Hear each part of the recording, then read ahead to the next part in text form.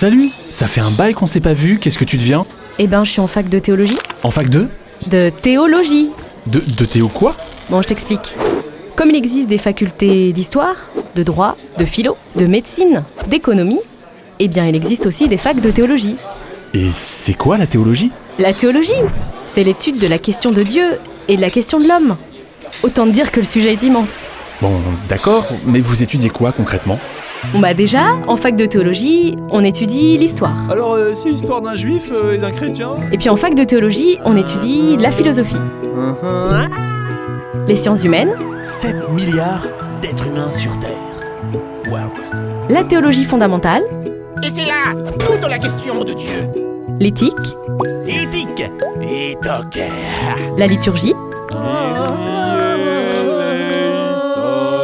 Le droit canonique. Votre honneur. Votre honneur. Honoris vobiscum.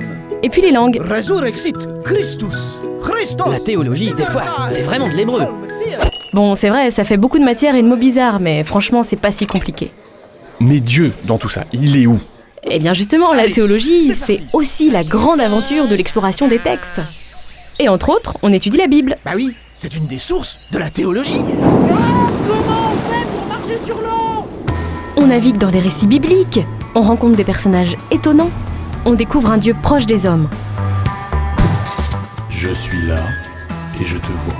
Et puis en théologie, on pratique l'exégèse. Exégèse. C'est l'étude scientifique des textes sacrés. Étude scientifique des textes sacrés.